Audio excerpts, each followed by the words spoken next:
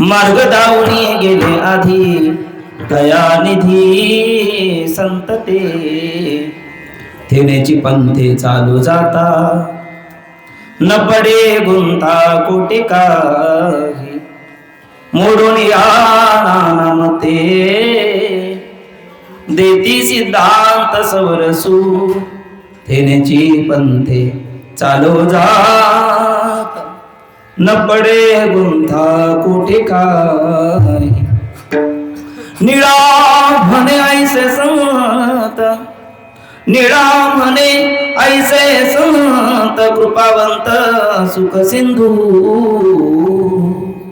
तेनेची पंथे चालू जाता न पडे गुंता कोटी काय भजी व्रजी कमंडनं समस्त पाप खंडनं सुभक्त तीर्थरंजनं सदैव नंदनंदनं सुखिच भूषमस्तकं सुनादवेवहस्तकं अनंगडं नमामि कृष्णनागरं करारविन्दे करारविन्दं मुखारविन्दे सेवेशयन्तं वटाशतशतशयानं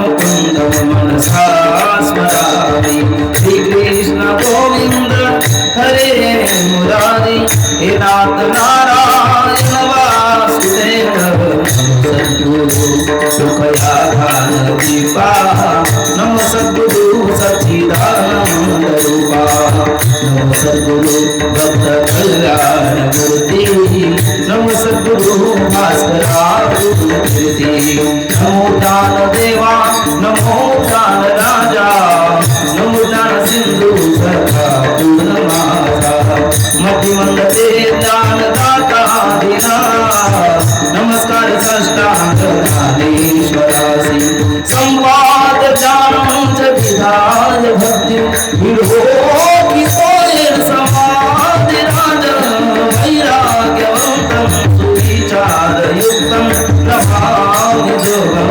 श्रीसाधुतं नमामि जोगं श्रीसाधुतं नमामि जोगं श्रीसाधुतं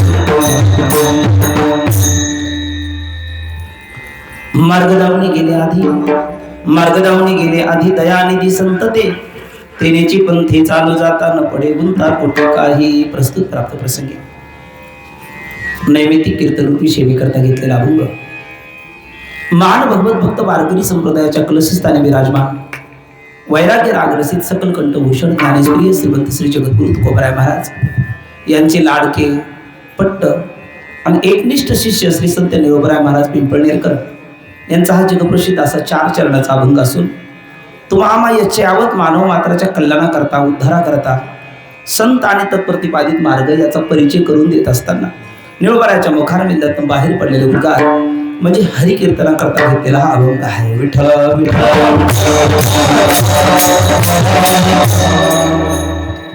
अभंगाचा शब्दशः भाव आणि विस्तृत भावार्थाचं चिंतन करण्यापूर्वी वक्त्याच्या दृष्टीने अल्पसा परिहार गरजेचा आहे. आपणा सर्वाला कल्पना आहे कैलासवासी पंढरीनाथ गेनोजी मुंजा हे अल्पसा आजाराने 26/12/2025 वार शुक्रवार पहाटे 6 वाजता त्यांना देवाज्ञा झाली आणि पितृऋणातून उतराई होण्याकरता म्हणून 4/1/2026 वार रविवार रामसगाव या ठिकाणी त्यांचा काकस्पर्श अर्थात दशक्रिया विधी हाही पूर्णत्वाला गेलेला आहे आणि आज 7/1/2026 वार बुधवार या दिवशी 13व्याचा त्यांचा हा नैमित्तिक सोहळा आहे. 1 दिवसीय सोहळा आहे. शोकाकुल परिवारामध्ये पुन्हा नरकात राहते ती पुत्रापू नावाच्या नरकापासून आपल्या पितराचा उद्धार करतो त्याला पुत्र म्हणतात. असे त्यांचे 2 सुपुत्र त्यामध्ये ज्येष्ठ सुपुत्र नाथा पंढरीनाथ मुंजा आणि धाकटे सुपुत्र संदीपान पंढरीनाथ मुंजा. त्याचप्रमाणे त्यांचे बंधू रखुमाजी मुंजा आणि श्रीमती जनाबाई मुंजाळ त्यांच्या सौभाग्यवती. त्यांचे नातवंडामध्ये कपिल मुंजाळ, योगेश मुंजाळ, आकाश मुंजाळ, नंतर नातीमध्ये सुवर्णाताई शिवाजी गायकवाड आणि गंगाताई अशोकराव वैराळ. तदनंतर रोहिणी रामेश्वर भोजने आणि जयश्री बद्रीनारायण ठोके. नंतर त्यांचे पुतणे गुरुवर्य हरिभक्त पारायण, आपले धनाजी महाराज, असा सर्व असणारा हा मुंजाळ परिवार पितृऋणातून उतराय होण्याकरता आरंभिलेला हा एक दिवसीय सोहळा. शोकाकुल परिवारामध्ये मुंजाळ परिवार आहेच आहे, पण या परिवाराशी ज्यांचा रक्ताचा आणि प्रेमाचा ऋणानुबंध असणारी पंचक्रोशीतील, उभ्या महाराष्ट्रातील आणि विशेषत्वाने आपल्या मार्डी गावाचा ज्यांच्याशी जवळचा ऋणानुबंध आहे अशी भीमाशंकर वर्गली मंडळी, ती 2 दिवसापासून अगोदरच या ठिकाणी उपस्थित आहे. त्यांनाही अंतःकरणापासून शतशः धन्यवाद. तदनंतर कीर्तन म्हटलं की नोहे ऐकल्याचा खेळ म्हणून मेळ मिळवेला तुम्ही आम्ही खेळीमेळी गदारोळी आनंदे. साथसंगत हा कीर्तनाचा प्राण आहे. वक्त्याचे ओठ बोलतात, वादकाचे बोट बोलतात. 2002 आणि 3 2 वर्ष मी ज्यांच्याकडे आरंभी राहिलो ते वैराग्यमूर्ती सद्गुरू जयरामबाबा भोसले यांच्याकडे, जे माझ्या या अगोदर कदाचित असतील हरिभक्त पारायण आमचे तुकाराम महाराज. नंतर जे मृदंगाची गोड साथ करतायत, जणे म्हणे ज्ञानदेवा बोला अभंग, अभंग बोलता रंग, कीर्तनी भरला प्रेमाचे छंदे विठ्ठल नाचू लागला, अशी गोड सुरेल चाल मला वाटतं भिंपलास रागामध्ये आळवून आपल्याला आनंद देणारे मारू बिहाग रामकृष्ण हरी, मारू बिहाग रागामध्ये गोड चाल आळवून आपल्याला आनंद देणारे हरिभक्त पारायण आमचे विष्णू महाराज आणि त्यांना गोड साथ करणारे हरिभक्त पारायण दिवटी माऊली. नंतर रोहिल्यागडमधील, पंचक्रोशीतील, गावातील ही सर्व असणारी गोड भजनी मंडळ, विनेकरी, गोड असणारी साऊंड सिस्टीम, आपण सर्व माता भगिनी, आपण सर्व ज्येष्ठ नागरिक, सर्वांच्या अंतःकरणामध्ये विराजमान भगवान परमात्म्याच्या चरणारविंदी साष्टांग प्रणिपात करून हे नैमित्तिक कीर्तन असल्यामुळे वेळेचं अतिक्रमण आपल्याला करता येणार नाही, कारण पुढे नैवेद्याचा कार्यक्रम असतो. म्हणून नियोजित वेळेमध्ये आपण कीर्तन सेवेला पूर्ण विराम देण्याचा प्रयत्न करूया. विठ्ठल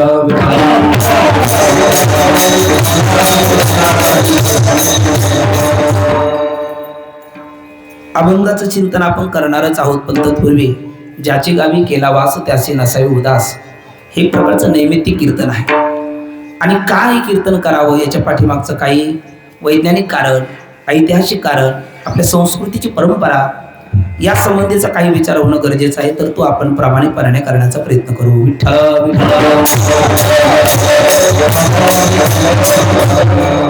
भगवत पूज्यपाद श्रीमद आद्याचार्य शंकराचार्य महाराज म्हणतात, कुलम पवित्रम जननी कृतार्था वसुंधरा पुण्यवतीच तेन अपार संवित सुखसागरेस्मिन परे ब्रह्मणी लीनम यस्य चेता. श्लोकाचा सरळ अर्थ आहे, कुलम पवित्रम, त्याने आपलं कुल पावन केलं. जननी कृतार्था, आपल्या आईची कुस धन्य केली. वसुंधरा पुण्यवतीचे, तिने नवे नवे सर्व पृथ्वीला तिने पावन केलं. म्हणजे कोणी परे ब्रह्मणी लीनम यस्य चेता, ज्याचं चित्त परब्रह्म स्वरूपास ठिकाणी लीन झालं, त्याचं हे वर्णन आद्य आचार्य करतात.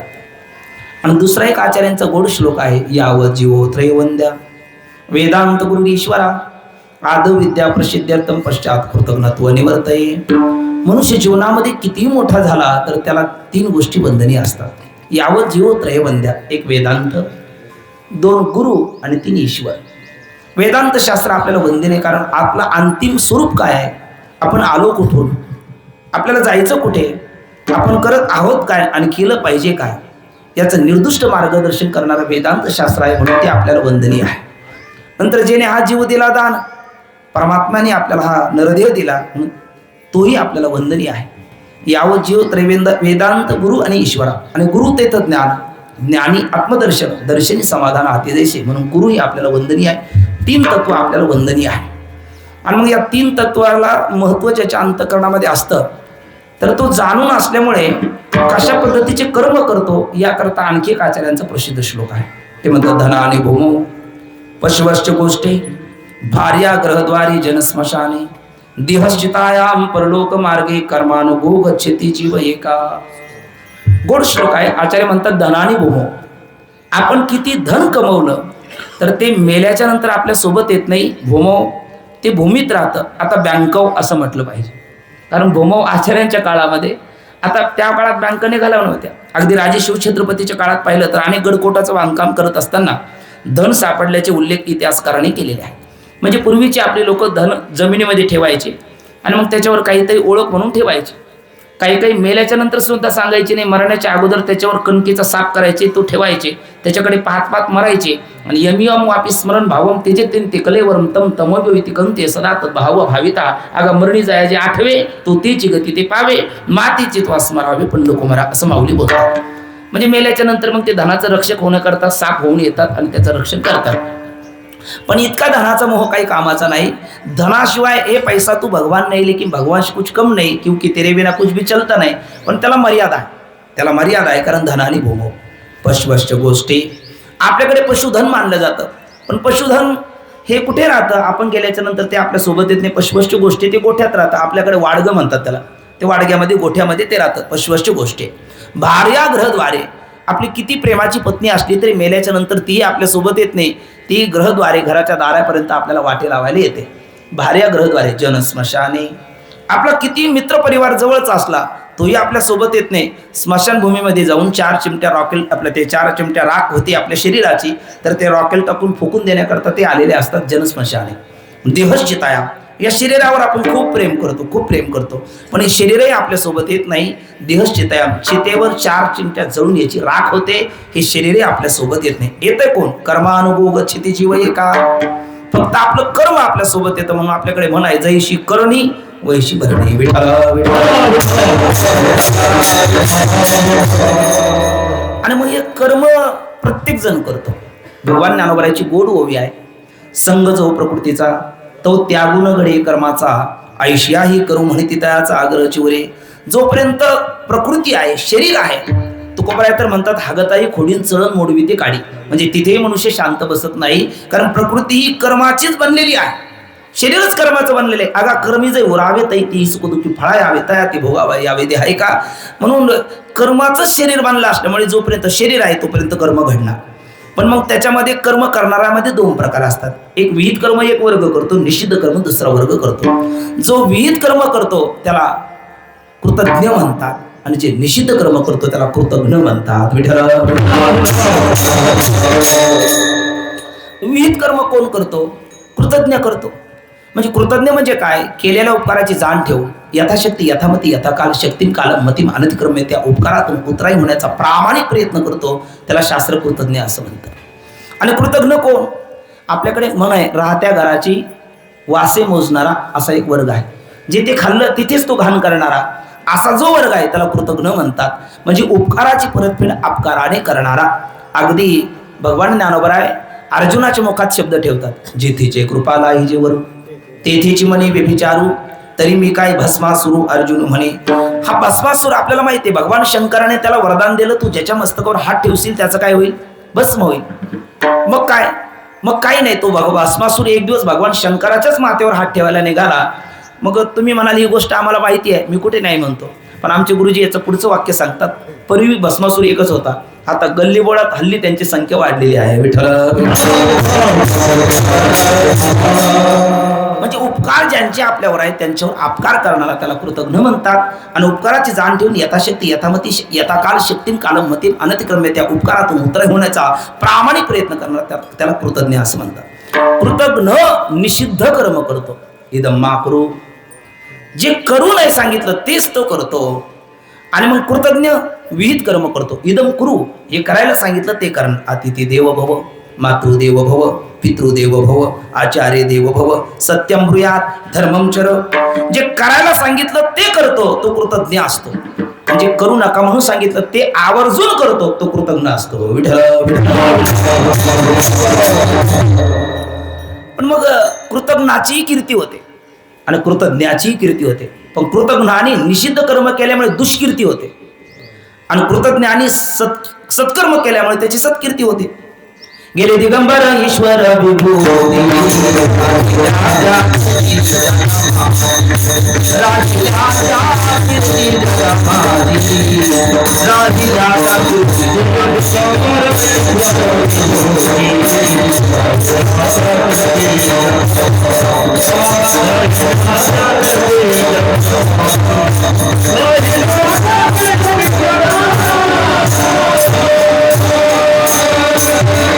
जय हो तात्पर्य पकडितव्य गेल्या दिगंबर ईश्वर विभूती राहिल्या त्या कीर्ती जगा माझी. कीर्ती आजही रावण नाही का, आजही दुर्योधन नाही का, आजही दुःशासन नाहीत का, आहे पण ते दुष्कीर्ती नाही. आजही श्रावण बाळ आहे, आजही गोपाल कृष्ण आहे, आजही प्रभू रामचंद्र आहे, आजही ज्ञानोबर आहे, तुकोबर आहे, ते सत्कीर्तीने आहे. काय मरावे परिकीर्ती रूपेवर आहे संभावित च्या कीर्ती मरणादेखील इच्छिते. तुका म्हणे का मरणची सरे उत्तमची उरे कीर्ती मागे सत्कीर्ती होण्याकरता सत्कर्म करावं लागतं. आजचं मुंजाळ परिवाराने केलेले हे कोणतं कर्म आहे? उत्तर आहे सत्कर्म आहे, विहित कर्म आहे. कृतज्ञ भावनेने केलेलं उतराई ऋणातून उतराई होण्याकरता केलेला हा ऋण निर्देश सोहळा आहे असं म्हणलं तर काही वावग होणार नाही. एक दिवशी ऋण निर्देश सोहळा. ऋण म्हणजे कर्ज. ते 3 प्रकारचं ऋण असतं. एक देव ऋण, ऋषी ऋण आणि पितृ ऋण. तुम्ही म्हणाल याला काय पुरावा? हो, आमचे गुरुजी म्हणत असतात वक्त्याने उभं राहिलं का पुरावा दिला पाहिजे. आणि जास्त पुरावा न देता वक्ता जर बोलायला लागलं का श्रोता कंटाळतो, कुठे पुरावा देत नाही पुरावा आहे ना. तेच ना, ते कळायला कळलं, नाही कळायला नाही कळलं, जे कळायला कळलं तेच पाहिजे होतं. पुरावा दिला पाहिजे. तर 3 ऋणाकरता आपल्याकडे उपउपसर्ग आहे, निउपसर्ग आहे आणि शत्रुळ विसरणे हा धातू आहे. तर नि, उप आणि विशद शत्रुळू या 3 धातूपासून उपनिषद शब्द बनतो. ज्ञानोबराच्या पहिल्याच अध्यायातली उभी आहे उपरिदश उपनिषदे जे उदारी ज्ञान मकरंदे ते कुसुमी मुगटे सुगंधी शोभती भली. आणि त्यामध्ये 120 जवळपास उपनिषद आहे, पण ज्ञानप्रधान उपनिषद 10 आहे. उपरिदश उपनिषदे असं माऊलीने उल्लेख केला. मग आपण केन, कठ, मुंड, मांडुक्य, ईशान्य, बृहदारण्यक, ऐतरे, तैतरे, छांदोग्य, प्रश्न अशी 10 उपनिषद आहेत. त्या 10 उपनिषदामध्ये शिक्षावल्ली नावाचं प्रकरण आहे. त्या शिक्षावल्ली नावाच्या प्रकरणामध्ये मनुष्य जन्माला आला का त्याच्यावर काही ऋण सांगितलं, उपकार सांगितलं, कर्ज सांगितलं. मग ज्या दिवशी आपण मोठा होऊ, शारीरिक वयाचं अधिकाराचं कुठलंही मोठेपण आपल्याला प्राप्त होईल, त्या दिवशी त्या उपकारातून उतराई होण्याचा प्रामाणिक प्रयत्न करतो तो कृतज्ञ. मग 3 ऋण, एक देवऋण, ऋषी ऋण आणि पितृ ऋण. शास्त्रातले वचन आहे देव पितृ कार्याभ्याम न प्रमदितव्यम. ऋषी ऋणाकरता स्वाध्यायान मा प्रमदितव्यम आणि पितृ ऋणाकरता प्रजा तंतुमा व्यवच्छसी असे स्पष्ट उद्गार आहे. याचा अर्थ एक देवाची रूपकार आहे. म्हणून तुकोबरा म्हणतात दिले इंद्रिय हात पाय कान डोळे मुख बोलाया वचन जेणे तू जोडसी नारायण नासे जीव पण भवरोग तिने हा जीव दिला दान तयाचे करीन चिंतन जग जीवन नारायण गायन गुण तयाचे. हे दिलं त्याने हा कृतज्ञता भाव आहे. आणि मी काय करणार हा सांगणारं दुसरं चरण आहे. दोन्ही नाटातलेच वचन आहे. म्हणजे देव ऋण आहे. आता जे देवच मानत नाही ते कीर्तनाला नाही, मग त्यांच्याबद्दल बोलून तरी काय उपयोग येत आहे? बरं, वेळ तरी कुठे आपल्याला त्यांच्याबद्दल बोलायला? म्हणजे आस्तिक आहे त्यांच्या समोर ही सेवा आहे. नास्तिक देवाला मानत नाही. पण एक लक्षात घ्या, जे देव मानत नाही ना त्यांनाही चालवणारा देवच आहे. विठ्ठल विठ्ठल. एकाने एक अस्खलित व्याख्यान केलं, देव नाही. सगळ्या लोकांनी टाळ्या, वा वा छान आहे, पटलं आम्हाला, देव नाही. आणि आम्ही त्यांना विचारलं, वा काय बोलता तुम्ही? सभा नुसती डोलत होती हो. देव नाही असं तुम्ही सिद्ध केलं, काय बोलता तुम्ही, कसं बोलताय? ते म्हणले देवाची कृपा. हे म्हणणं म्हणजे काय आहे? विठ्ठल विठ्ठल. अर्थात देवाशिवाय काहीच होत नाही. आपण माना अगर न माना, वेळ आल्याच्या नंतर आपल्याला ते मानावं लागतं. देव ऋण आहे पहिलं. दुसरा आहे ऋषी ऋण. आपण जन्माला येण्या अगोदर ज्ञानोबरांनी आपली मुमुक्षुता, मुक्तुम इच्छा मुमुक्षा, ज्ञातुम इच्छा जिज्ञासा, हुय माय, मी नेमका कोण आहे, को अहम कथमिदं जातम, को वै कर्तासि विद्यते उपादान किंवास्ति विचारसु विदृश्या, मी नेमका कोण आहे आणि स्वस्वरूपाची ओळख होण्याकरता. आणि एकदा स्वस्वरूपाची ओळख झाली का यमला ध्वाच्या ब्रह्मला म्हणले ते नाधिकम तथा यस्मिन स्थितीनं दुःखीनं गुरुणापिन विचारले ते, ही स्थिती त्याला प्राप्त होते आणि त्या होण्याकरता ज्ञानोबराने आपल्याला ज्ञानेश्वरी दिली, म्हणजे मुक्ती करता, मुमुक्षुला मुक्ती करता ज्ञानेश्वरी दिली. मरण सोहळा होण्याकरता नाथाने एकनाथी भागवत दिलं आणि आपल्या माथ्यातले विचार सुदृढ राहावे आणि सुस्वरूपाचा साक्षात्कारापर्यंत जाता यावं असा पंचम वेदाचा सार तुकोपनिषद जगद्गुरु तुकोबराने आपल्याला त्यांची गाथा दिली. यांच्या उपकारातून उतरे होण्याकरता करावं लागतं, ते सुद्धा एक कर्म आहे आणि मग ते सुद्धा नैमित्तिक कर्म आहे, म्हणजे ते ऋषी ऋणा करतात. आणि हाडाचं काढं रक्ताचं पाणी दिवसाची रात्र करून आपल्याकरता हाडं झिजवले, रक्त आटवले, श्वास खर्ची घातले, त्या मात्या पित्याची सुद्धा आपलं ऋण असतात. ज्ञानोबराय बोलतात, बरं माऊली बोलतात, माऊली म्हणतात, बाळक बापाची ताटी रिगे रिगुणी बापातीची जेवू लागे की तू संतोष लिन वेगे मुखची ओढवे. बाळकाची धने धाईजे का शिष्याचे झाले होईजे, हे श्री गुरुची जाणेजे का प्रसवतिया. एक प्रामाणिक उत्तर द्या, आपण आपल्या मनाला बोला, आपण कशाने दुःखी आहे आणि कशाने सुखी आहे. मला असं वाटतं पाहायलाही भेटतं, थोडा बहुत आपलाही अनुभव असतो, आपण स्वतःच्या सुखाने जास्त सुखी नाही, दुसऱ्याच्या सुखाने दुःखाने जास्त सुखी आहे. वाक्य पुनरावृत्ती होईल, आपण स्वतःच्या सुखाने जास्त सुखी नाही, दुसऱ्याच्या दुःखाने जास्त सुखी आहे. आणि त्याच्या उलट बघा, आपण खरं स्वतःच्या दुःखाने जास्त दुःखी नाही, दुसऱ्याच्या सुखाने जास्त दुःखी आहे. पण संतांची धारणा ही नाही, संत दुसऱ्याच्या सुखाने सुखी आहे आणि दुसऱ्याच्या दुःखाने दुःखी आहे. आणि मायबाप, जगामध्ये दोनच पात्र असे आहेत, दोनच पात्र असे आहेत, ते आपल्या दुःखाने दुःखी, आपल्या सुखाने सुखी आणि आपल्या तृप्तीने तृप्त आहे. दोन पात्र कोण? एक आपले माता पिता आणि दोन आपले सद्गुरू विठ्ठल. आपले माता पिता आपल्या सुखाने सुखी असतात, आपले माता पिता आपल्या दुःखाने दुःखी असतात आणि आपले माता पिता आपल्या तृप्तीने तृप्त होतात, आपल्या तृप्तीने तृप्त होतात. म्हणून बाळकाची धनी धाईजे का शिष्याचे झाले होईजे का श्रीगुरूची जाणीजे प्रसवते. आणि पितृऋणातून म्हणजे आपल्या बाप काय असतो त्याच्या ऋणातून उतराय होण्याकरता हा एक दिवशीय सोहळा आहे. म्हणून बाप काय असतो, काय आहे, खरं तर आईबद्दल सगळीच बोलतात, प्रत्येक वक्ता बोलतो, प्रत्येक व्याख्याता बोलतो, कीर्तन प्रवचनामध्येही बोलतात, संतांनी रेखाटली आहे. पण बापाबद्दल कोणी बोलायला फारसं तयार नाही. पण बापही बापच आहे ना. काही बाप रागीट असतात, व्यसनी असतात, मारझोड करणारे असतात, पण मायबाप सगळेच बाप असे नसतात. बहुतांश बाप जबाबदारी दक्ष असतात विठ्ठल. आणि जो जबाबदारी दक्ष बाप असतो तो बाप किमान जे व्यसनी आहे, मारझोड करणारे, तेही बापच आहे. पण त्या बापाबद्दल जरी आपण सध्या दुर्लक्ष करूच नाही, पण यदा कदाचित घडलं तर आपल्याला क्षमा होईल. पण जो बाप जबाबदारी दक्ष आहे त्या बापाच्या बाबतीत दुर्लक्ष आपलं होता कामा नये विठ्ठल. असं आहे, जीवनामध्ये आपल्याला छोटं संकट आलं की आई पटकन तोंडात येते, पण मोठं संकट आलं, एखादी गाडीचा अपघात डोळ्यासमोर दिसू द्या आणि मग अचानक ब्रेक लागतो, कर्र दिशा आवाज येतो, अरे बाप, त्यावेळेला बापच शब्द येतो. छोट्या संकटात आई येते, आई उपयोगाला सावरते, पण मोठ्या संकटाला बापच लागतो. आपला परीक्षेत प्रथम क्रमांकात आपण उत्तीर्ण झालो, नाचत नाचत घरी आलो, गोड चुंबन घेणारी, कुरळे केस कुरवळणारी, आपली एखादी पप्पी घेणारी आई असेल, पण त्यावेळेला पेड्याचा बॉक्स घेऊन येणार आपला बापच असतो. म्हणजे एखादं वेळेला गरम जेवण करून घालणारी आपली आई असते, पण जीवनभराची शिदोरी तयार करणारा हा बाप असतो विठ्ठल.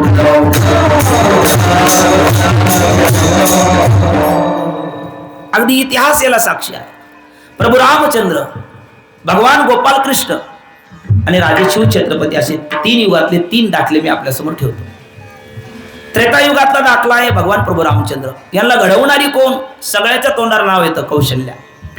येऊ काय येऊ नये, कौशल्य मातेचं नाव आलं पाहिजे. पण ज्या वेळेला आपण कौशल्य मातेचं नाव घेतो त्यावेळेला आपण दशरथाला सुद्धा विसरता कामा नये. कारण दशरथ असा बाप आहे का ज्या बापाने माझा राम जर मला डोळ्याने पाहायला भेटत नसेल तर जगण्यात काय काम. कैकई धाडू नको बनीरा, कैकई धाडू नको बनीरा,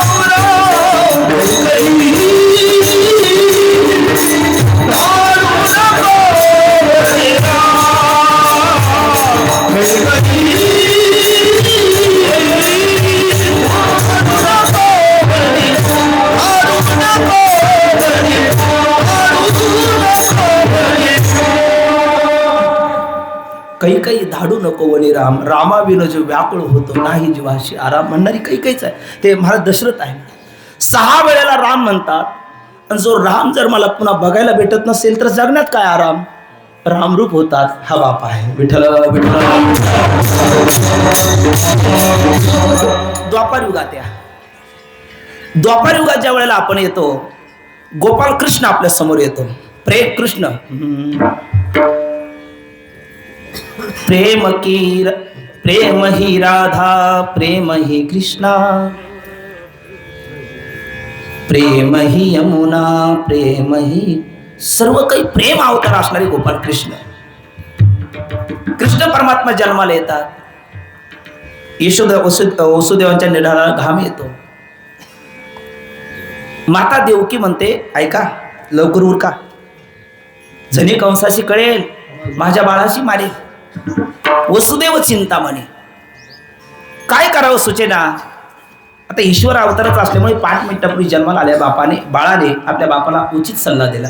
आमचे वैद्य बाबाचे उद्गार आहे. बऱ्याच बाळाला 5-5 होतात, पण बापाला योग्य सल्ला देईल की नाही याची शाश्वती नाही, पण परमात्म्याने दिला. चिंता करू नका, उचला तर खरे, उचलेला कमळापती पायीचे बंधने गळते. पण काय आहे, आमचे वैद्य बाबा म्हणायचे भगवान परमात्मा जिथे आपल्या बापाची परीक्षा पाहतो तिथे तुमच्या आमच्या काकाची पाहणार नाही का. निश्चित पाहणार.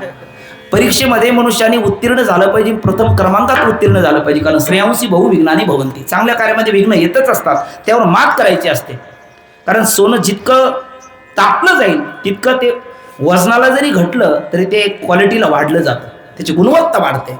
तसं आपल्या जीवनामध्ये जितके संकट येतात त्या संकटाला निधडा छातीने आपण समोर गेल्याच्या नंतर तितकीच आपली गुणवत्ता वाढत जाते. भगवान परमात्मा ती परीक्षा पाहत असतो. वसुदेवाच्या नाकातोंडात पाणी जावं लागलं, पण वसुदेव म्हणतात हाची नाही माता न फिरे माघारी, बैसला काय बैसलो शेजारी गोविंदाची. एकतर गोपाल कृष्णाला मी गोकुळात तरी पोचवेल, नाही तर मी देवा घरी जाईल. त्याला घरी पोचवेल नाही तर मी घरी जाईल, पण मी माघार घेणार नाही. याला बाप म्हणतात. विठ्ठल. आणि त्याच्यानंतर कलियुगात या शिवरायाचे 8वावे रूप, शिवरायाचा 8वा साक्षेप, शिवरायाचा 8वा प्रताप भूमंडळी. शिवरायाचे कैसे चालणे, शिवरायाचे कैसे बोलणे, शिवरायाची सलगी देणे कैसे असे, निश्चयाचा महामेरू बहुत जनाशी आधारू, अखंड स्थितीचा निर्धारू श्रीमंत योग. ज्यांच्याबद्दल बोलतात आणि शिवराजी राजे आले का जिजाऊ माता येतात. मग शिवाजी राजाच्या बाबतीत जिजाऊ माताला आठवूनही निश्चित आठवावं. पण त्याच वेळेला त्या बादशाशी तोंड देत असताना, कर्नाटक प्रांतात राहत असताना, त्या बडी बेगम साहेबाची मर्जी सांभाळत असताना आणि इकडे स्वराज्य घडवण्याकरता राजाला कुमक पाठवत असताना राजे शहाजीची किती ओढताण झाली असेल हे याचाही कधीतरी विचार केला पाहिजे. म्हणजे तो बाप असतो. विठ्ठल.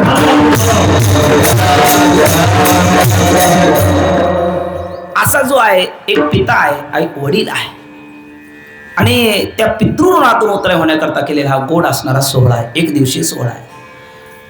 काय आहे, आई वडील जिवंत असताना सुद्धा आपण काही करावं लागतं, गेल्याच्या नंतर सुद्धा काही करावं लागतं. जे गेल्याच्या नंतर काय करावं लागतं ते हे करावं लागतं.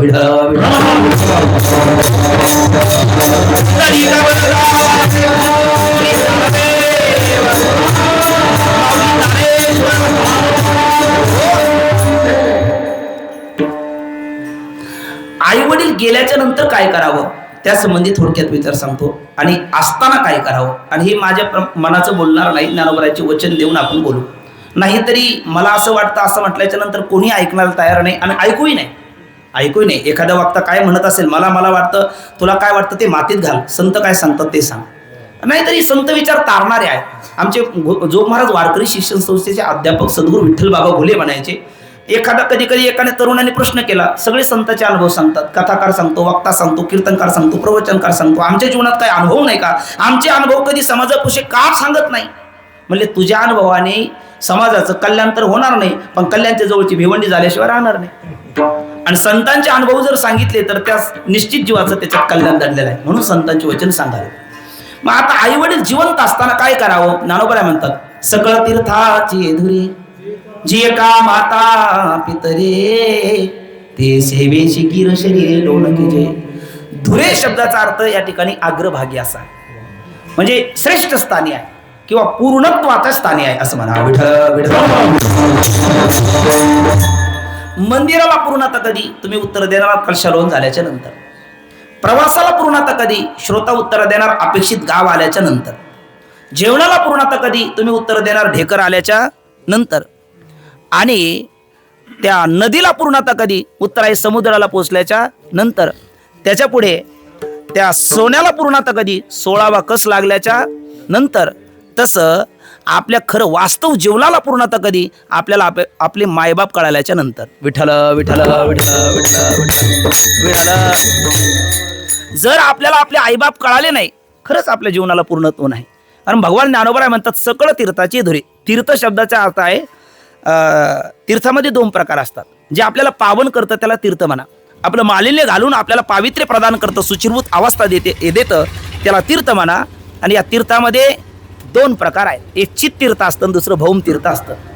चित तीर्थ कशाला म्हणतात आणि भौम तीर्थ कशाला म्हणतात? गंगा सिंधू सरस्वती यमुना. मला काही लग्न लावायचं नाही बरं. गोदावरी नर्मदा कावेरी शरयू महेंद्र तनया. बस बस. तुम्ही जर बारकावेने ऐकलं असेल तर याच्यामध्ये सगळी तीर्थाची नाव आहेत, सगळी तीर्थाची नाव आहेत. आणि कोणती तीर्थ आहेत? हे भौम तीर्थ आहेत. आणि एवढीच नाही, 3.5 कोटी तीर्थ आहेत. कारण आपल्या शरीरावर 3.5 कोटी रोम असतात आणि प्रत्येक रोमात एक पाप दडलेलं असतं. आणि त्या सगळ्या पापाचं क्षालन एका तीर्थात गेल्याच्या नंतर होतं. म्हणजे 3.5 कोटी तीर्थाला आपण गेलं पाहिजे. जवळ सकळ सिद्ध आहे म्हटलेलं आहे. तर तुम्हाला शक्य कसं आहे ते? बरं, एवढे तीर्थ माहीत तरी कुठे आहे? तुम्हाला सौ सोनार की एक लोहार की एक उपाय सांगतो, जो ज्ञानोबा आहे सांगतात.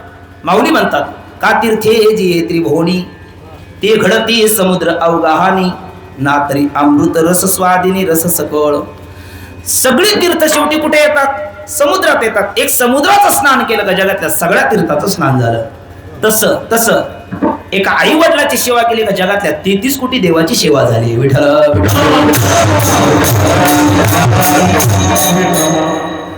एक आई वडिलाच्या सेवेमध्ये सगळी. कारण काय आहे? चित्तीर्थ आणि भौम तीर्थ. चित्तीर्थ ज्ञानोबरायापासून ते तुकोबरायापर्यंत अस्मद आचार्यापर्यंत सगळी संत हे चित्तीर्थ आहे. तीर्थयात्रा आपणही करतो आणि तीर्थयात्रा संतही करतात. पण तीर्थी कुर्वंती तीर्थाने. तीर्थाला तीर्थत्व प्रदान करण्याकरता संत येतात. आणि संत नाही गेले तर तीर्थ तरी येतात. तीर्थे तया ठाया येते पुनित भावया पर्व काळ पाया तरी वसे वैष्णव. एक तर ते तरी येतात, नाही तर हे तरी जातात. आणि तीर्थ आपण गेल्याच्या नंतर तीर्थ कंटाळतात, कधीही ब्याज जाईल आणि कधी आपल्याला याच्यातून सुटका भेटेल. पण संत आले का ते तीर्थ त्याला सोडायला तयार होत नाही. सगळ्याला प्रमाण माहिती आहे. ज्ञानोबाचे पायी मिठी घाली गंगा माई नामा म्हणे सोडाबाई ज्ञानदेव सर्वाठाई.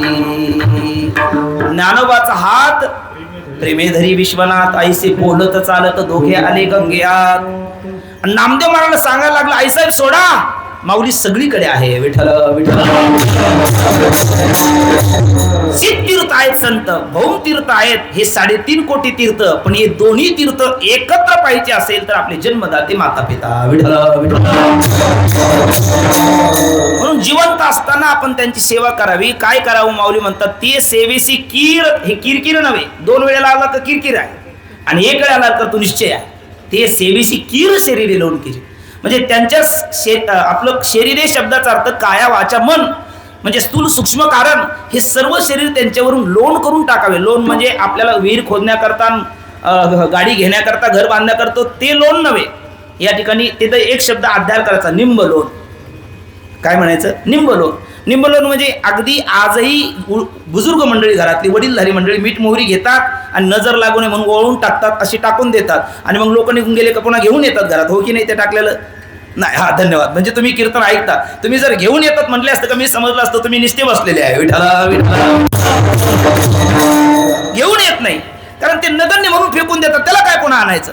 तसं इतकं तुच्छ आपल्याला आई वडिलाच्या सेवेपुढे आपलं शरीर काय वाचा मन वाटावं, मग माऊलीची ओवी सार्थक होईल. सकळ तीर्थाचे धरे सार्थक. आणि मग त्याकरता काय करावे? 2-3 महत्वाच्या गोष्टी. आई वडील जिवंत आहे ना, तर त्यावेळेला आपल्या वागण्याने त्यांच्या डोळ्याला अश्रू येतील असं वागू नये. अश्रू येतील असं वागू नये. कधी येतात? 2 वेळेला येतात. एक त्यांची एकुलती एक असेल, 2 असेल, लेक नांदायला जाताना त्यांच्या डोळ्यात अश्रू येतात. आणि दुसरे अश्रू येतात आपला मुलगा तिचं ऐकून वेगळा निघतो तेव्हा. म्हणजे किमान भावाभावातून जग राहती आहे, चालतं आहे. खरं तर एकत्र कुटुंब पद्धती आपली भारतीय संस्कृती आहे, पण काळाच्या ओघात नसेल शक्य भावाभावातून वेगळं राहा. पण ती बायको आग्रह करत असेल तुमच्या आईबापातून वेगळं राहा, तर तिला वेगळं करण्याची ताकद असली पाहिजे. विठ्ठल. कारण आई वडील म्हणजे असं नाही ना गुराढोरासारखं, म्हणजे काम संपलं म्हणजे एखादं जनावर आपण खाटकाच्या दावणीला बांधतो तसं ते वृद्धाश्रममध्ये नेऊन पाठवायचं, मग सकळ तीर्थाचे धरे कुठे लावायचं. म्हणजे आई वडिलाच्या डोळ्याला 2दा अश्रू येतात. एक अश्रू आपण टाळू शकत नाही, ज्या वेळेला लेक नांदायला जाते. हे मी प्रत्यक्ष अनुभवलेलं आहे. माझी धाकटी बहीण रोहिलागडला दिली, आमचे दादा इथे बसलेले आहे. मी आळंदीला जाऊन 1च वर्ष झालं होतं. जयराम बाबाकडे होतो, रोखरोखतो वैराग्य होतो बाबाच्या सहवासात. मी घरी आल्याच्या नंतर ते वडील रडायला लागले. म्हणलं काय रडता? म्हटलं त्यात काय रडण्यासारखं आहे? ते म्हणले तुला कळेल पुढे. तुला आता नाही कळणार म्हटलं. एवढंच बोलले आणि ते त्या धोत्रामध्ये डोकं खुपसून ते रडायला लागले. मग ते रडायचे. बाकी मला ती बहीण गळ्यात पडली, मी हसायला लागलो, ती रडते. ते का भावनाच नाही ना, ते काय ते वैराग्याचं बाबाचं ते सगळं रूप पाहिल्याच्या नंतर ते काय येईच ना. ते घरी गेल्याच्या नंतर काय झालं, ते वडिलाचं ते वाक्य आठवलं. मी जे रडायला लागलो, रात्रभर एकटं रडत होतो. मला दवाखान्यात न्यावं लागलं त्यावेळेला. म्हणजे ते त्या स्थितीत गेल्याशिवाय, त्या भावात गेल्याशिवाय ते कळत नाही. वेदांताच्या जागेवर वेदांत आहे, भक्तीच्या जागेवर भक्ती आहे. विठ्ठल. केवळ ज्ञान असेल तर तिथे वृक्षता आहे, आणि केवळ भक्ती असेल तर अज्ञानाची भक्ती, इच्छेची संपत्ती, तयाचेची ती देव कैसा. ज्ञान लक्षात्मिका भक्ती म्हणजे जिच्यामध्ये निर्गुणाचं ज्ञान आहे आणि सगुणाचं प्रेम आहे, ही खरी पूर्णता आहे. विठ्ठल. वडिलाच्या डोळ्याला पहिले अश्रू येतात हे कारण. दुसरं, आपण आपल्या जगण्याने, आपल्या वागण्याने, आपल्या व्यवहाराने बालपणी तर त्यांची म्हणजे आईची काय नाटी असेल, वडिलाची धोती असेल, ती ओली केलेलीच आहे. पण आपल्या वागण्याने किमान त्यांचे डोळे ओले होणार नाही एवढं जरी आपल्याला करता आलं तर ती जिवंतपणी खरी सेवा होईल. दुसरं एक महत्वाचं आणखी सांगतो, भजन करा. विठ्ठल विठ्ठल. मायबाप काही गोष्टी आपल्या जीवनामध्ये आपल्या पुण्याने मिळतात आणि काही गोष्टी आपल्या जीवनातल्या पसंतीने मिळतात. गाडी कोणती असावी पसंत आहे, मोबाईल कोणता असावा पसंत आहे, बायको कोणती असावी पसंत आहे. हे खरं बरं का? म्हणजे 4-4, 5-5 कशाला बघितले असते मग? बायको कोणती असावी ही पसंत आहे, पण पुढचं वाक्य माझं अगदी हृदयात करून ठेवा, आपले आईबाप कोणते असावी पसंत नाही, आपली पुण्य आहे.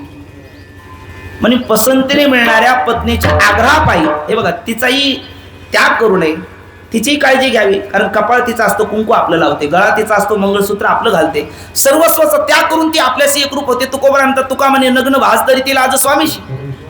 परंतु ती असं जर दुराग्रह करत असेल, बाल हट्ट, राज हट्ट, श्री हट्ट, ती आईबापापासून आपल्याला वेगळं करण्याचा प्रयत्न करत असेल. तू आली 4 दिवसाची, आईबापाची नाळ जोडलेली आहे 9 महिन्याची, इतकी सहज कशी तुटेल? आणि तुटत असेल तर आपल्याला सकळ तीर्थाची धुरे कळालं नाही. विठ्ठल विठ्ठल.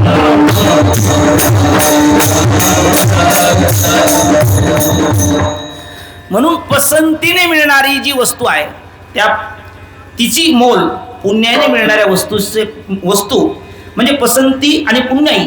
तर पसंतीने मिळणाऱ्या वस्तूचं मोल होऊ शकतं, पण पुण्याने मिळणारी वस्तू ही अनमोल असते. म्हणून एक कवी लिहितो, स्वर्गापेक्षा उंच आपला बाप असतो आणि पृथ्वीपेक्षा वजनदार आपली आई असते. मुंजार परिवारातला बाप जरी हरवला असला तरी आई आहे, त्या आईतच आईबाप पाहावे आणि तिची जेवढी सेवा करते तेवढी पुढे ती करावी. विठ्ठल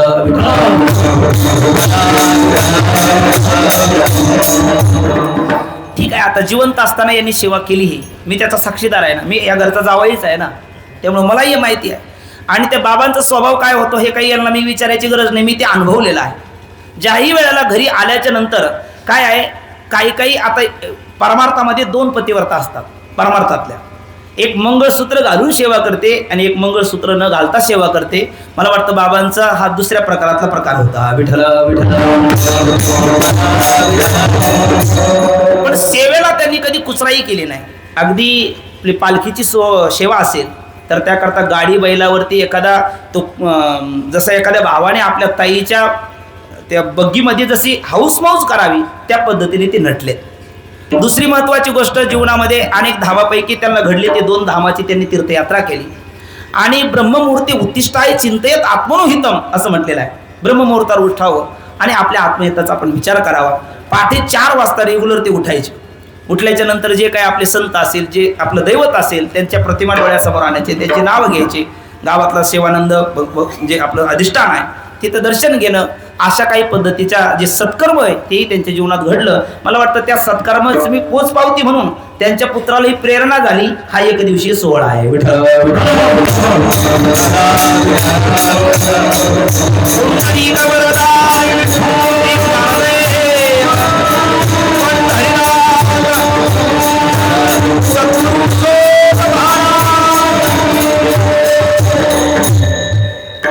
म्हणजे जिवंत असताना काय सेवा करावी तर तनु मनु जीवे चरणाशी लागावी, अगरवत्ता करावी, दास्य सकळ एवढा आपण करावं.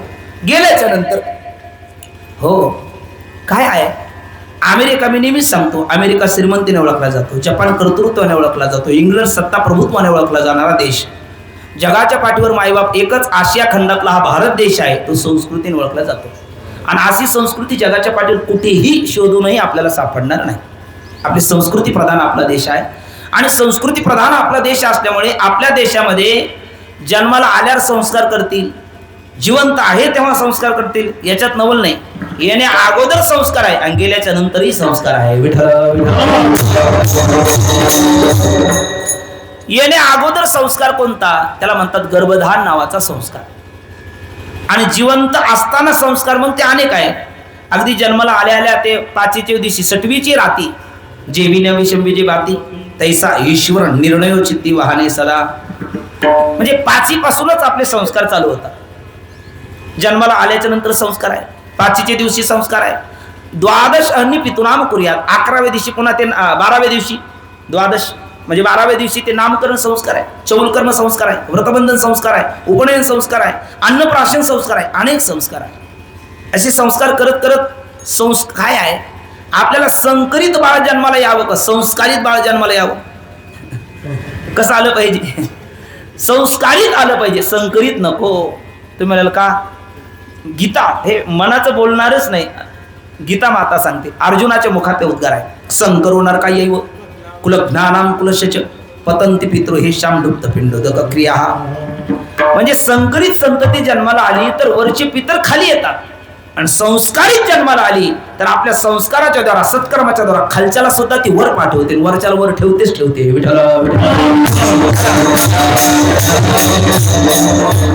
म्हणून विवाह संस्कार केला जातो. हल्ली इंटरकास्ट आपण करतो आणि शासन त्याला पुन्हा खतपाणी घालतं, पण मायबाप त्यांना मत पाहून निर्णय घ्यावा लागतो की म्हणून आपण तरी तसं करू नका. विठ्ठल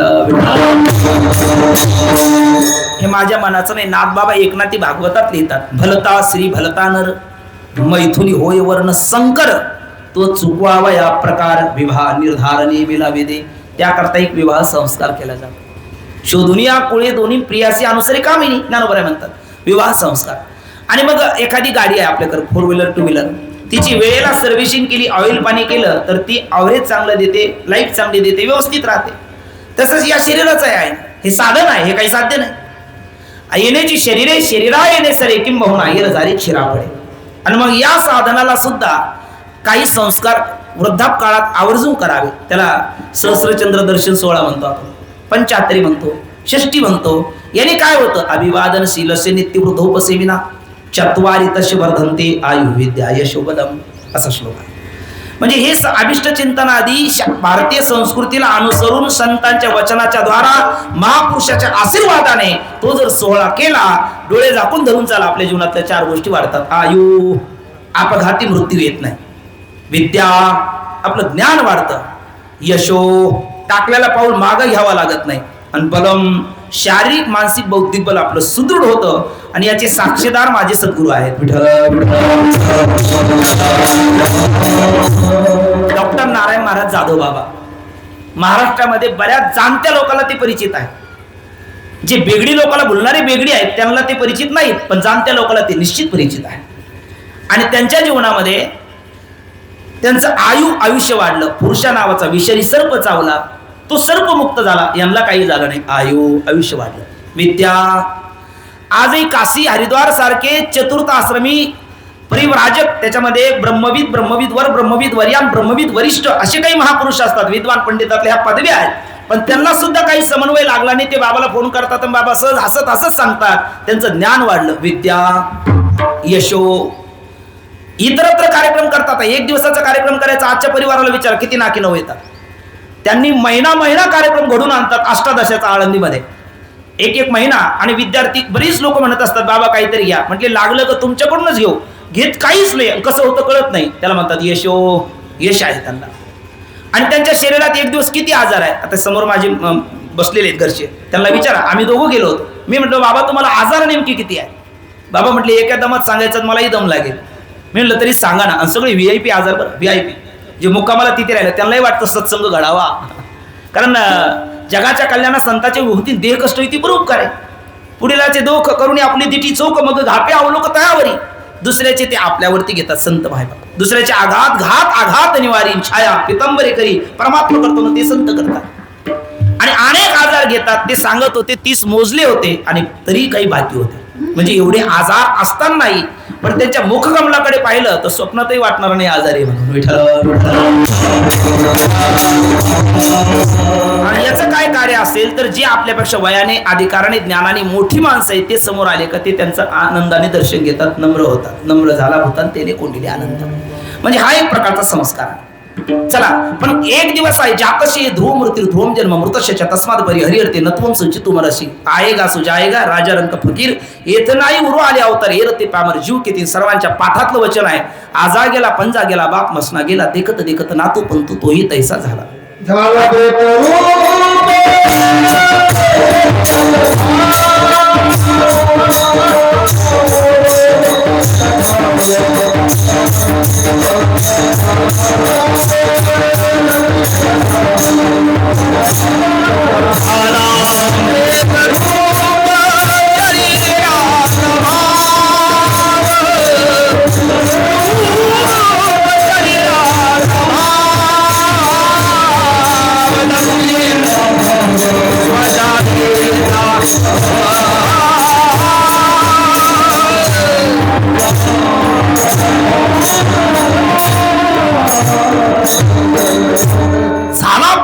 शरीराचा भाव लक्ष याला ठाव स्मशानेचा रडती राडते दिवस काम करू माया म्हणती हाय हाय यमधर्म.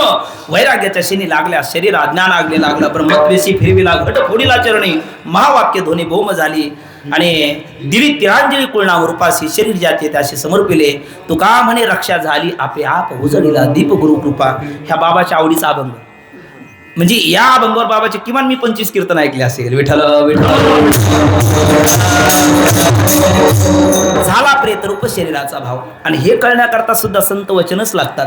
आणि त्यांनी ते कळलं त्यामुळे ती एवढी आनंदात आहे. इतराला आनंद देतात.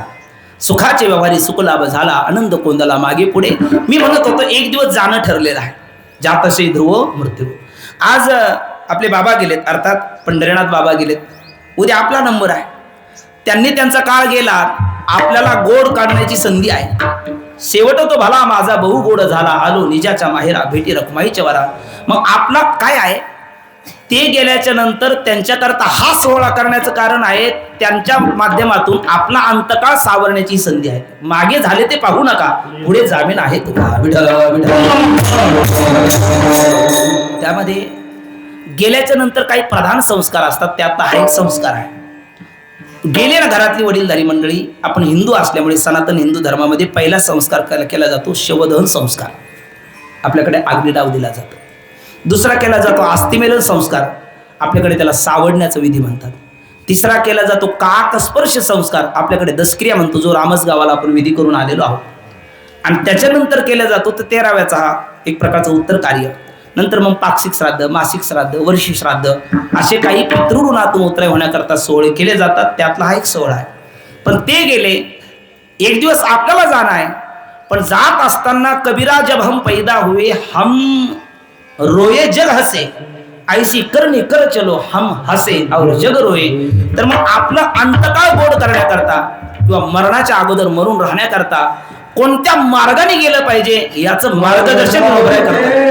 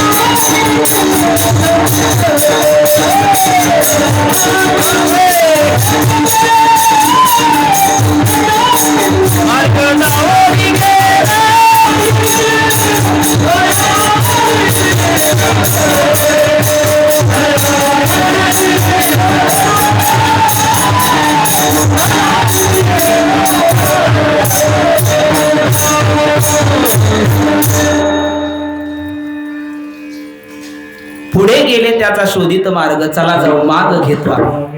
आणि आपली स्थिती अशी होऊ नये, आंधळ्याच्या पाठी लागले आंधळे, घात मागे पुढे एक दोघा. मग ते गेले, त्यांचाच आदर्श घेऊन त्यांच्या निमित्ताने आपणही आपला काळ गोड करण्याकरता, आपलं गमन हे आनंदात होण्याकरता, मृत्यू येण्या अगोदर मृत्यूला आनंदाने सामोरं जाण्याचं एक प्रकारची जी कला आहे त्याला म्हणतात आर्ट ऑफ लिव्हिंग, म्हणजे जीवन जगण्याची कला.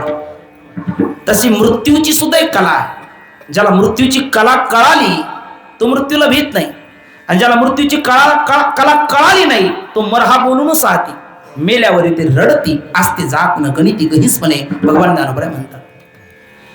खरं सांगा, एखादं शेंबड कार्ट असतं आपल्या आजोबाच्या करंगळीला धरून ते मंदिरात दर्शनाला जातं, 2-3 वर्षाचं असतं. आजोबा दर्शन घेतात, तेही घेतं. दर्शन घेतलं की ते म्हणतं देव बाप्पा दुःखात ठेव, नाही ना, हा रामकृष्ण आहे. कसं म्हणतं ते?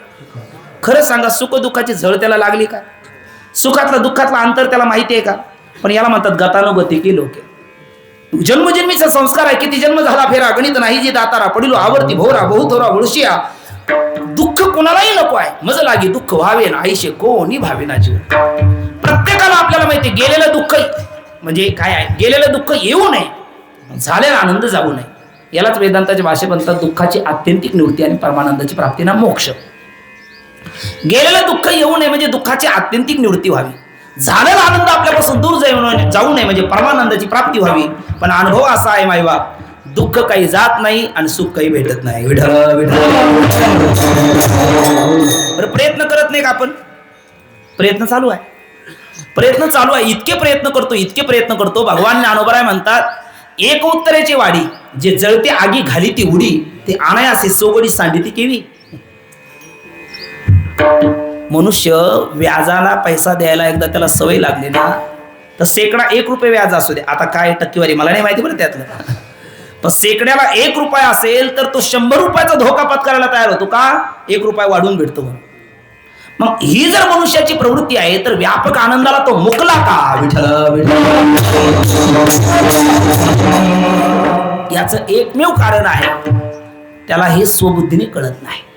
मनोमुखी ते चालत नाही. मनोमार्गी गेला तो इथे मुकला, इथे गुरुमुखी लागतो, शास्त्रमुखी लागतो. तस्मा शास्त्रम प्रमाणंते, शास्त्र म्हणेल ते सांडावे असा लागतो. बैसता संताचे संगती कळू आले कमळापती, आपले कोणीच नव्हती निश्चित चित्ती दृढ झाला. मग त्याच्याकरता आपल्या आत्मउद्धाराचा मार्ग आपल्याला ते दाखवून गेले. कोण?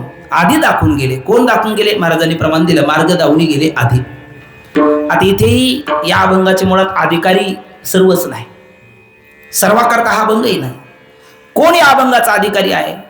संत कृपा अभिलाषी, संत मार्गाची जाण व्हावी आणि संत आपल्याला कळावे असा जो साधक मुमुक्षु, काही सिद्धशी लक्षणाने साधकाशी साधनाने, सिद्धांची जे लक्षण असतात ती साधकाची साधनं असतात.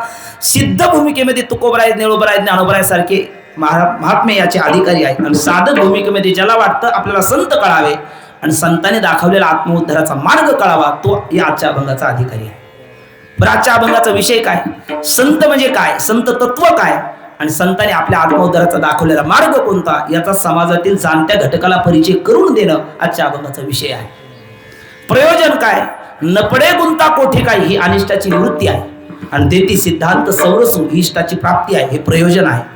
नपडे गुंता कोठे काही म्हणजे यालाच म्हणा दुःखाची आत्यंतिक निवृत्ती, आणि देती सिद्धांत सौरसू याला म्हणतात परमानंदाची प्राप्ती, आणि दुःखाची आत्यंतिक निवृत्ती परमानंदाची प्राप्ती यालाच म्हणतात मुक्ती, मोक्ष आहे ना. देहात असताना जीवन मुक्ती, देह पाळतानंतर विधेय मुक्ती, हे प्रयोजन म्हणजे फल आहे. आणि अभंगाचा आणि अभंगातील विषयाचा किंवा निळोबरायाचा हा अभंग आहे, म्हणजे निळोबराय प्रतिपादक आहे आणि अभंग हा प्रतिपाद्य आहे. त्या दोघांमध्ये प्रतिपाद्य प्रतिपादक भाव संबंध आहे. विठ्ठल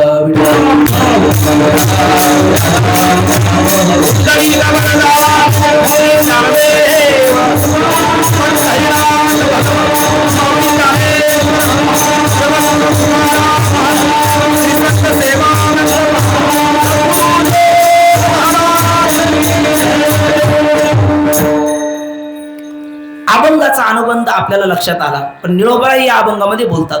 कुणाला बोलतात? पामराला बोलत नाही, विषयीला बोलत नाही, मुक्ताला बोलण्याची आवश्यकता नाही. राहिला जिज्ञासू. पामर कुणाला म्हणतात? सोप्या व्याख्या सांगतो, सगळ्याला कळेल, रुचेल, पचेल अशा. वेळही कमी आहे, थोडक्यात सांगतो. काहीही खातो आणि कुठेही खातो, हे रंगनाथ गुरुजी परभणीकरांची व्याख्या आहे. एकदा आपण मंदिरामध्येही बोललो. काहीही खातो, कुठेही खातो, त्याचं नाव पामर आहे. जो कष्टाचं घाम गाळून अंग मेहनतीचं खातो, देरे हरीण खाटल्यावरी पलंगावरी असं म्हणत नाही, तो विषयी आहे. आणि मधुकरी मागून खातो, चव पालवी घेऊन करी भिक्षा मागावी दारोदारीपणे, अन्न आच्छादनावरी नये वेळ दवडावा, त्याला मुमुक्षु म्हणतात, जिज्ञासू म्हणतात. आणि काहीही खाऊ दे, ज्याची वृत्ती अधिष्ठान तत्वाला सोडून खाली कधी येत नाही, त्याला मुक्त म्हणतात. आणखी सोपं त्यांची व्याख्या आहे. ज्याला जनाची नाही आणि मनाची नाही असा निर्लज्ज व्यक्ती, त्याला पामर म्हणतात. ज्याला जनाची आहे, लोकात चांगला दाखवतो पण तसा नसतो, म्हणजे ऊपर की तो खूप बने, अंदर की तो राम जाने, मग बाहेर दाखवतो चांगला पण आत तसा तो नसतो, त्याला विषयी म्हणतात. आणि ऐसे जागवी तो जना सरीशे मनासहित, जो आत बाहेर निर्मळ आहे, आत बाहेरची त्याला लज्जा आहे, त्याला मुमुक्षु म्हणतात. आणि ज्याला म्हणजे ज्याला जनाची नाही मनाची नाही पामर, जनाची आहे मनाची नाही विषयी, जनाची मनाची दोन्ही आहे तो मुमुक्षु. आणि ज्याला जन विजन झाले आम्हा विठ्ठल नामाप्रमाणे, जन विजन भेदच राहिला नाही, तो आहे मुक्त. इथे जन विजन भेदातीत केलेले निळोबराय हे मुक्त आहे. आणि ज्याला जनविजनाच्या बंधनातून मुक्त व्हावं वाटतं असा जिज्ञासू मुमुक्षु आहे, तो विचारतो निळोबराय आत्मउद्धारा करता काय करू. मग निळोबराय म्हणतात त्या मार्गाने जा. म्हणले कोणत्या? दयानिधी संतांनी आधी जो मार्ग दाखवला त्या मार्गाने, असं आधी प्रमाण झालं. विठ्ठल विठ्ठल मार्ग दावणी गेले आधी, आधी मार्ग दावणी गेले. कोण? दयानिधी संत. ते बघा, आधी म्हणजे आपण जन्माला येण्या अगोदर म्हणा, कारण निळोबराय आपल्या अगोदरच आहे. निळोबरायच्या अगोदर तुकोबराय, तुकोबरायच्या अगोदर ज्ञानोबराय, ज्ञानोबरायच्या अगोदर निवृत्तीदादा आहे. असं आधी आधी गेलं तर हे सगळ्यांनी मार्ग दाखवले. आदिनाथ गुरु सगळं सिद्धांचा तिथीपासून आधी मार्ग दावणी गेले आधी. कोण? दयानिधी संत. ते दयानिधी असं विशेषण निळोबरायांनी संतांचं वर्णन करण्याकरता वापरलं. केवळ दया शब्द न ठेवता निधी असं त्याचं विशेषण वापरलं. विठ्ठल. कारण इथे संतांच्या वर्णनाकरता निळोबरायांनी केवळ दया शब्द न वापरता निधी शब्द वापरला. कारण त्या संतांचं वर्णन करत असताना त्या वर्णनाची अतिव्याप्ती इतराच्या दयेवर होऊ नये म्हणून निधी असं विशेषण वापरलं. मग इतराची दया कोणाकोणाकडे आहे? दया तुमच्या आमच्याकडे आहे, त्याला जंतची दया म्हणतात. दया वेदामध्ये आहे, त्याला वेदांताची दया म्हणा. नंतर भगवंताची दया आहे आणि संतांची दया आहे. पण जंताची दया ही पुत्र पुतण्यात भेद पाहणारी आहे. विठ्ठल विठ्ठल. माझ्याकडे एक मिनिट बघा, सगळ्याला गोष्ट माहितीये. ज्या वेळेला धाकटा म्हणतो दादा वेगळं निघू, थोरला विचारतो कारण काय, तो म्हटलं कारण काहीच नाही पण निघू. नाही म्हटले कारण सांगितल्याशिवाय निघता येणार नाही. मग तो थोरला म्हणतो, धाकटा सांगतो थोरल्याला दादा काही नाही, असं होतं ना, ते असं झालं म्हणून वेगळं निघू. गोष्ट आपल्याला सगळ्याला माहिती आहे. म्हणजे पुत्र आणि पुतण्या हे आल्याच्या नंतर आशाचं असं होतं, ती जनताची दया आहे. जी पुत्र आणि पुतण्यात अभेद पाहू शकत नाही, जगात बाहेर काय अभेद पाहणार आहे. विठ्ठल. ही जनताची दया आहे. आणि वेदांताची दया, वेद संपन्न किर होय परी कृपण ऐसा नाही, जो कानी लागला ती वर्णाच्याची. श्री शूद्रादी का अबोला धरिला त्याने. श्री शूद्रादी वर्णाला, चांडाळाला वेदाने स्थान दिलं नाही, म्हणून वेदाची दयाही मर्यादित आहे. भगवंताची दया, भक्ता राखे पाया पास. भक्ता राखे पाया पास. भक्ता राखे पाया पास. भक्ता राखे पाया पास.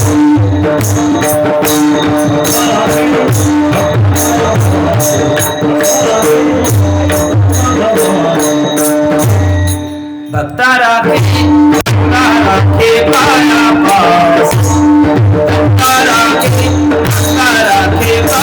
पास. भक्ता राखे पाया पास.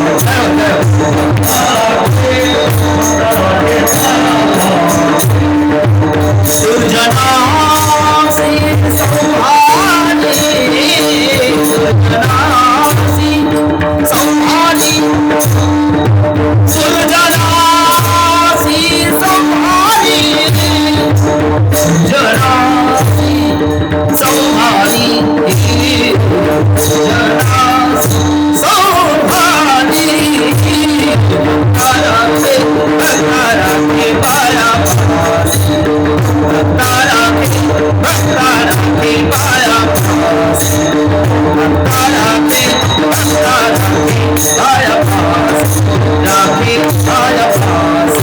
राखे पाया पास. राखे पाया पासी. भक्ता राखे पाया पासी, दुर्जनासी संवाद. भगवंताच्या दयेमध्ये सुद्धा मर्यादा आहे. भक्ताचं रक्षण करतो आणि दुष्टांचा नाश करतो. मग दया निधी, दया कोणाची? संताची. तुम्ही म्हणाल पुरावा काय? निवबऱ्याचं वचन आहे, दयानिधी संतती. आणि दुसरा पुरावा आहे, अहो दयाळे ज्ञानाबाई. नागबाबा वर्णन करतात, अर्थ माझे तुझे पाय. किंवा काकड आरतीमध्ये म्हणतात, साधू संत माय साधू संत माय बापते साधू संत माय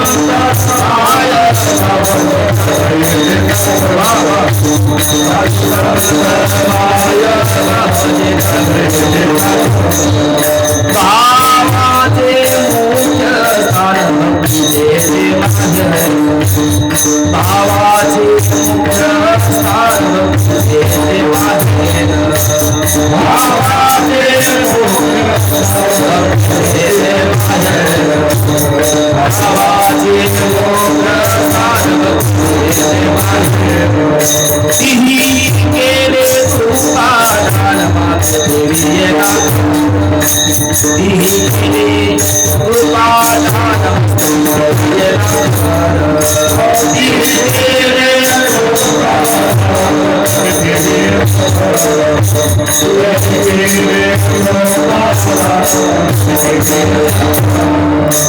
माया मोहनी रसली झाली कलेवर कलेवर.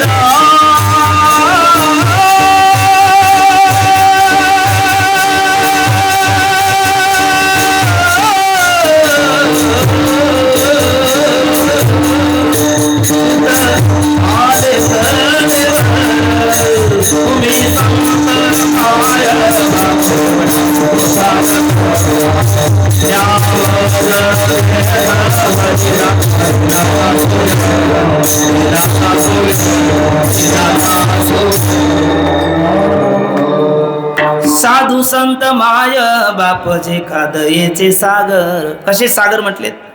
दयेचे सागर. आपण त्या दिवशी बोललो, बिस्लरी वॉटर पाणी 1 लिटर, जार असेल 20 लिटर, रांजण असेल 5-50 लिटर, शेततळ असेल 10-12 कोटी लिटर, विहीर असेल त्याचंही माप मोजता येईल. काहीतरी लांबी रुंदी त्याचं माप किती लिटर आहे, किती घनता आहे हे आपल्याला सांगता येईल. पण असं कोणीतरी एखादा आईचा पूत आहे का ज्याने सागराचं पाणी किती आहे सांगेल? नाही सांगता येत. तसं जंताची दया मोजता येते, वेदांताची दया मोजता येते, भगवंताची दया मोजता येते. पण ज्याच्या दयेला अंत लागत नाही अशी दया संतांची आहे. म्हणून बरोबर म्हणतात दया निधी संत ते, ज्या दयेला मापच नाही. खरं सांगा, आपण शेजाऱ्या पाजाऱ्यावरचा दयाचा विचार सोडून द्या. भगवान ज्ञानोबरांनी दया केल्याच्या नंतर जर खांबाकरता मंदिर होत असेल, माऊलीने दया केल्याच्या नंतर जर रेडा वेद बोलत असेल, माऊलीने दया केल्याच्या नंतर प्रेत उठून ज्ञानेश्वरी लिहित असेल, तर ती दया निधी स्वरूपाची नाही का? निधी शब्द सुद्धा कमी पडेल इतकी ती दया आहे. विठ्ठला विठ्ठल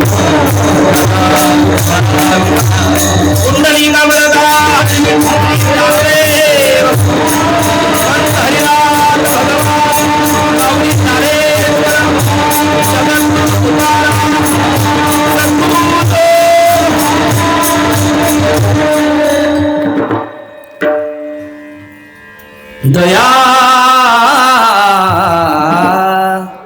दया करणे जे पुत्रासी, दया करणे जे पुत्रासी, तेची दासानी दासी, तेची दासानी दासी, जे का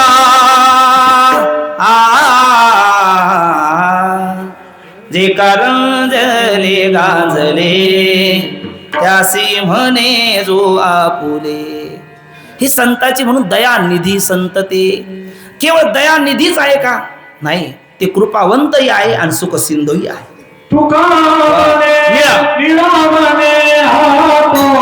ऐसे संत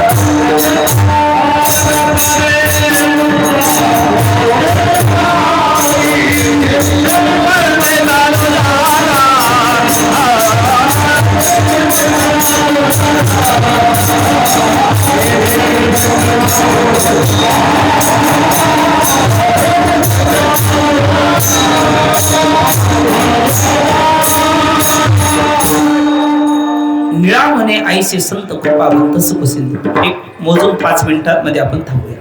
थोडस 5 मिनिटं लक्ष द्या.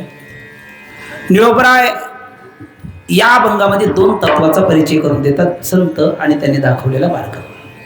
संतांचा परिचय करून देताना निळोबराने 3 शब्द ठेवलेले आहेत. त्यातला पहिला शब्द आहे दयानिधी, दुसरा आहे कृपावंत आणि तिसरा आहे सुखसिंधू. दयानिधी म्हणताना त्यांच्या दयेला अंत नाही, पार नाही, म्हणून ते दयानिधी आहे. कृपावंत म्हणत असताना कृपेलाही त्यांच्या अंत नाही, म्हणून ते कृपावंत आहेत. कृ करोती पार रक्षती अशा 2 धातूपासून कृपा शब्द बनतो. कृपा करून सत्शिष्याचं, सद्भक्ताचं, शरणांगताचं रक्षण करतात, काळाच्या बंधनाच्या आतीत नेतात, म्हणून ते कृपावंत आहे. त्यांनी ठरवलं तर रेडा सुद्धा वेद बोलत जर असेल तर त्यांच्या कृपेला अंत आहे म्हणता येईल का आपल्याला? त्यांच्या कृपेला अंत नाही. कृपावंत आहेत, सुखसिंधू आहेत. सुखसिंधू म्हणत असताना जसं त्यांच्या दयेला निधी विशेषण लावलं, कृपेला वतू प्रत्यय लावला आणि सुखाला सुद्धा सिंधू विशेषण लावलं.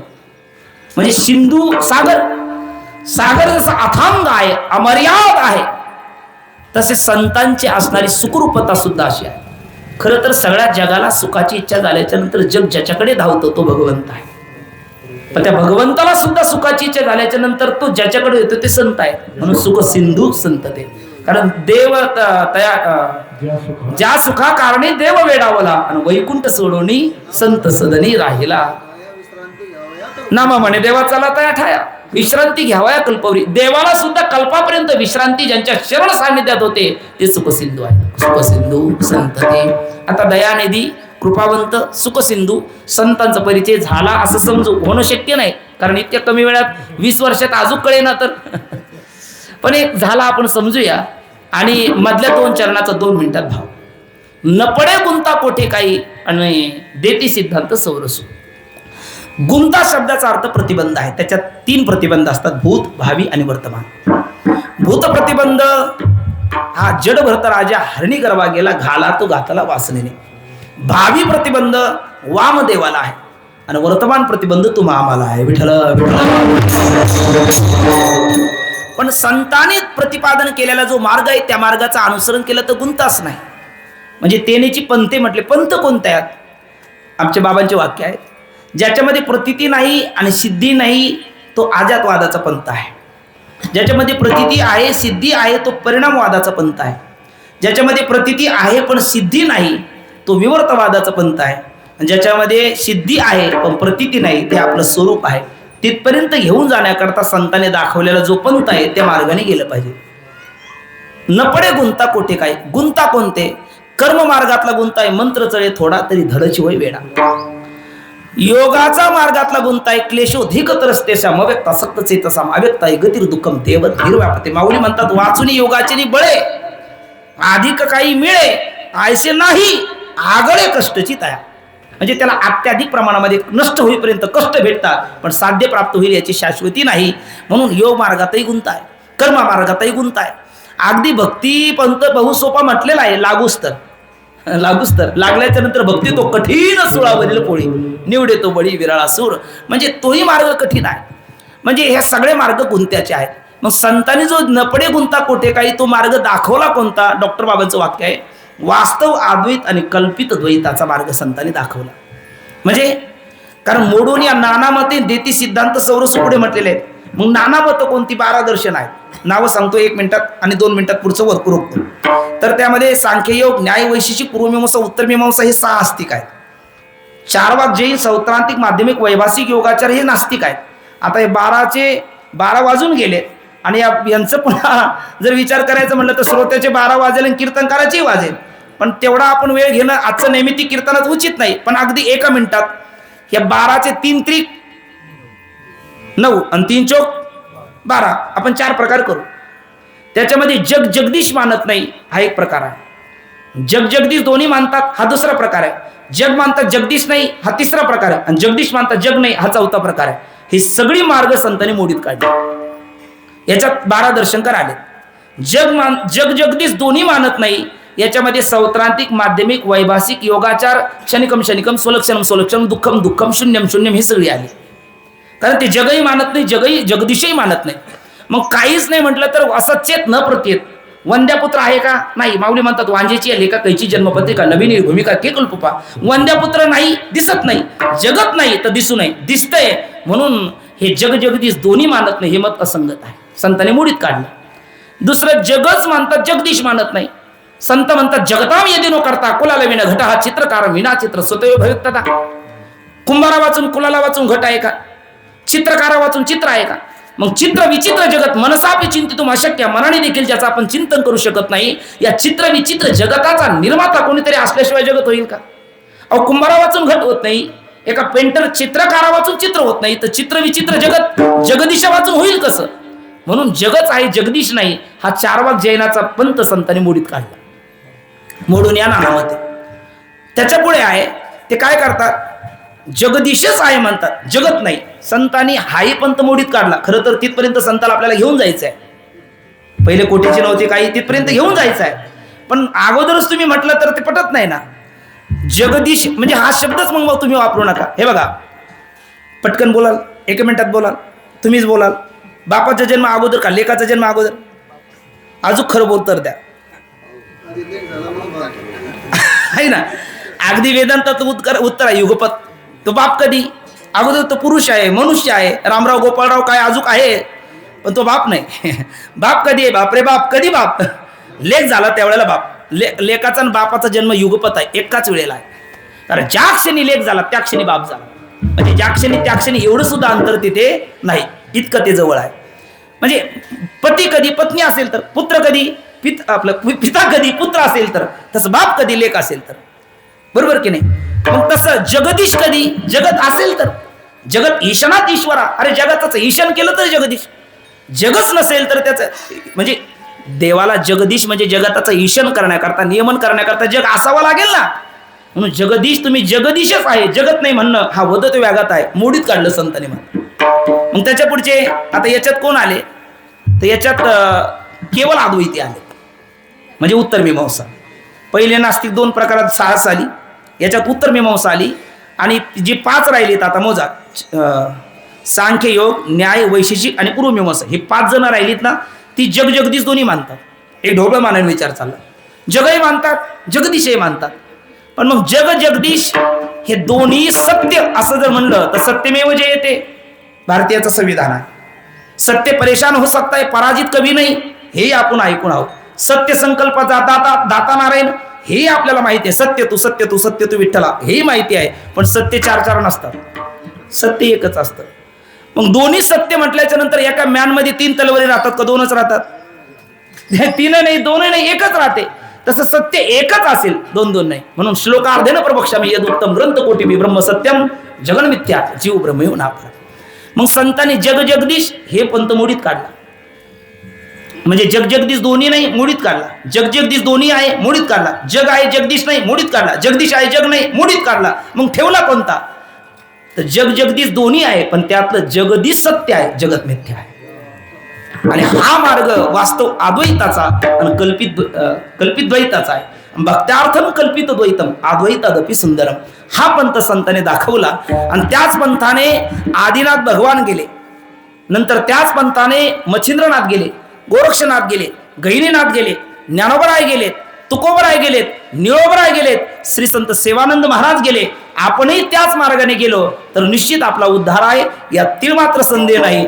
म्हणून त्या परमात्म्यापर्यंत पोहोचण्याचा मार्ग दाखवणारे जे संत आहे, त्या भगवंत आणि संतांचं मोठ्या प्रेमाने आपण भजन करू. सर्वांनी वर हात करा.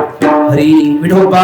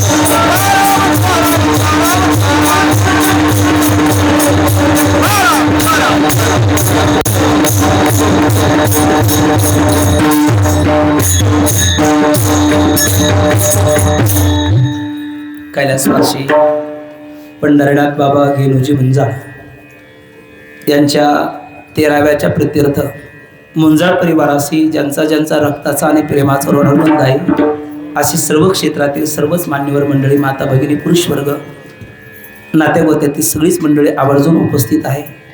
आपणा सर्वांच्या वतीने तसेच सर्व महाराष्ट्रभरातील पारमार्थिक या परिवाराशी जोडलेल्या मंडळीच्या वतीने बाबांच्या चरणारविंदी भावपूर्ण श्रद्धांजली स्वरूपामध्ये ही शब्द सुमन समर्पित करून आजच्या चिंतन सेवेला पूर्णविराम देऊ. यदत्र संष्टुवं किंचित तद्गुरोर्मे नाही, यदत्र असंष्टुवं किंचित तन्मे गुरुर नाही. जे आपल्या अंतकरणाला भावलं ते गुरुवाऱ्याच म्हणून ग्रहण करा. चुकीचं असेल माझ्या पदरी टाका, त्याला दुरुस्त करण्याचा प्रयत्न करेल. झालेली सेवा श्री संत सेवानंद महाराज आणि आपल्या सर्वांच्या अंतकरणामध्ये विराजमान भगवान ज्ञानोबराय स्वानंद सुखनिवासी सद्गुरू जोग महाराज यांच्या चरणी शब्द सुमन समर्पित करून चिंतन सेवेला पूर्णविराम देऊ. विठ्ठल जय जय.